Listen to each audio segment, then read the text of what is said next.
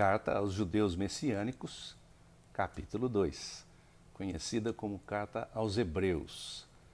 Nós fechamos na semana passada o capítulo 1, entendendo a superioridade de Jesus em diversas áreas. A superioridade de Jesus como revelação de Deus, revelação única, singular, revelação mais perfeita, ele é a expressão exata de Deus, ele é a expressão do brilho e da glória de Deus, do coração de Deus, de todo o intento de Deus. Então, além de ser a maior revelação possível da parte de Deus, ele tem uma relação com Deus que é única, como filho. Além disso, ele tem uma autoridade que supera todas as coisas. Ele é o rei no reino de Deus. Ele é aquele a quem foi dado a autoridade de reinar com justiça contra toda a opressão que aparece neste mundo. E também aquele a quem foi dada a autoridade sobre aqueles que são inimigos do reino. Então, Jesus tem toda essa autoridade e toda essa superioridade. Assim que ele acaba de dizer isso, ele entra no capítulo 2. Hoje nós vamos estudar o capítulo 2, versículos de 1 até 10. Eu vou ler para vocês e depois fazer alguns comentários breves para nosso proveito, tá bom? A revelação deve ser acolhida. Por isso, cabe a nós prestar ainda maior atenção nas coisas que temos ouvido, para não perder o rumo sem nem perceber. É importante prestar atenção, porque às vezes a gente perde o rumo sem nem saber que perdeu.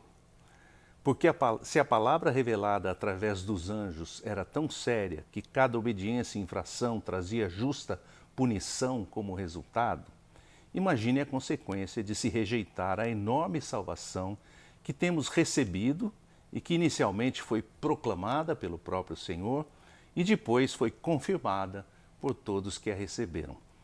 Aqui ele está fazendo uma comparação entre a revelação que veio através de Moisés, da lei de Moisés e daquele tempo em que Moisés subiu ao monte para buscar, para receber de Deus as tábuas da lei com os 10 mandamentos, com todo um código de conduta para a vida das pessoas que Deus havia dado para ele, código que se nós pudéssemos cumprir, se tivéssemos o coração inclinado a cumprir esse código, transformaria completamente a nossa vida. Tinha uma série de bênçãos ligadas à obediência da lei que Moisés estava dando.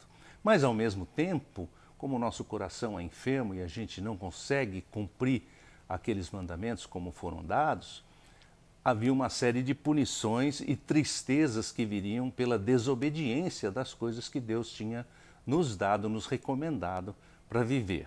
Não é isso? Então ele está dizendo, se aquela primeira revelação, que era muito menor do que a revelação completa que vem em Jesus, tinha consequências tão sérias, imagine que consequências horríveis haveria se nós rejeitarmos não a revelação apenas, mas a salvação que é oferecida na pessoa de Jesus. Isso não quer dizer que Deus está com um porrete lá em cima esperando a gente errar o caminho ou fazer alguma coisa errada para então bater ou punir a nossa vida. Não é essa visão que eu acho que o Novo Testamento e a pessoa de Jesus nos dá do seu Pai. O Pai quer o nosso bem. Então, quando ele diz aqui que grande consequência haveria caso rejeitássemos essa salvação tão grande que ele está oferecendo, o que ele quer dizer com isso é isso aqui do versículo 4. Deus mesmo confirmou para nós que essa salvação era genuína, por meio de sinais, das coisas maravilhosas que ele fez, dos muitos milagres, dos dons do Espírito Santo, tudo que ele queria nos dar. Então o que ele está dizendo é que a punição nós mesmos é que nos impomos.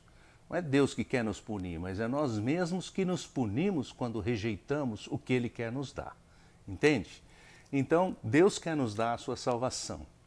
E a salvação inclui todas essas bênçãos, sinais, prodígios, milagres, interferência de Deus na nossa história, coisas sobrenaturais acontecendo, milagres, dons do Espírito Santo, tudo que ele deseja, que ele queria nos dar.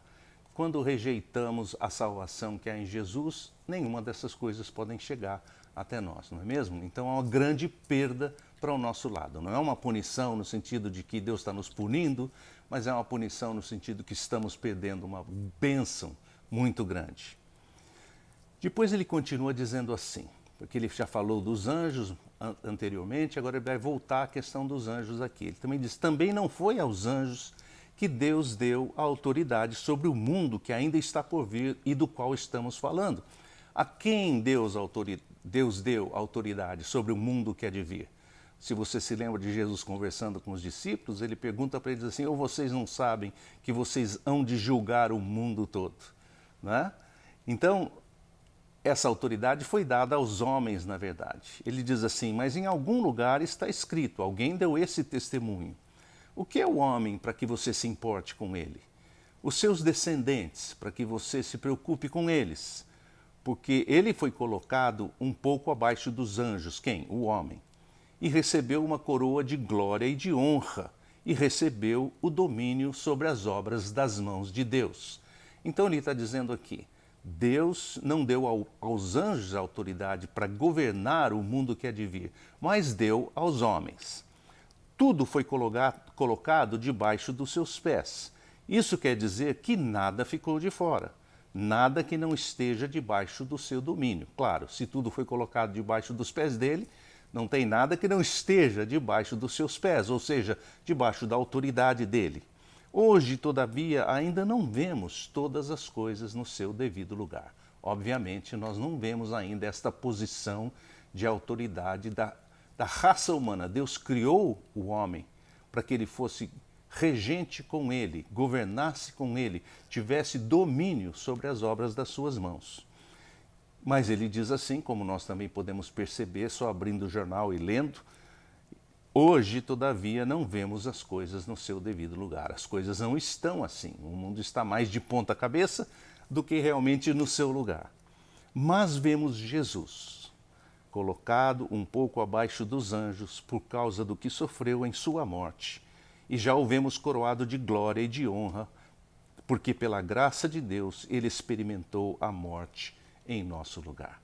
Então, o que ele está dizendo é isso, que, vamos dizer assim, o princípio, o primeiro, o primogênito a começar esse estágio de reinar juntamente com Deus, aquele a quem as chaves do reino são dadas, é o próprio Jesus. Nós não vemos o homem nessa posição ainda, mas nós vemos Jesus. E através de Jesus nós temos a visão daquilo que nós somos chamados a ser. Então ele está dizendo assim: olhamos para Jesus, que foi colocado um pouquinho abaixo dos anjos. Por quê? Porque ele sofreu a dor da morte, que nenhum anjo sofreu a morte, os anjos não morrem, mas Jesus sofreu a morte, mas depois, pela graça de Deus, foi coroado de glória e de honra e experimentou a morte no nosso lugar. Há uma troca aí. A morte era nossa, porque ele é o rei da vida. Ele tomou a nossa morte, morreu a nossa morte, para que a gente possa viver a sua vida. Boa semana para vocês, Deus abençoe.